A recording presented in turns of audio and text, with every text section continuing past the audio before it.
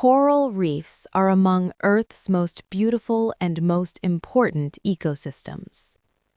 They shelter thousands of species, from tiny reef fish to graceful sea turtles.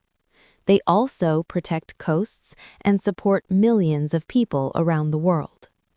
But rising ocean temperatures are placing these fragile ecosystems under growing stress. When the water gets too warm, corals begin to bleach and lose their color. Bleaching starts when corals lose the tiny algae that give them energy. Without those algae, corals weaken, lose nourishment, and may slowly begin to die. And heat is not the only threat coral reefs are facing today.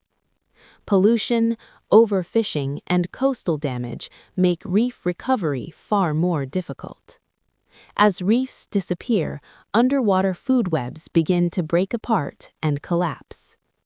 That damage does not stay underwater. Coastal communities are affected as well.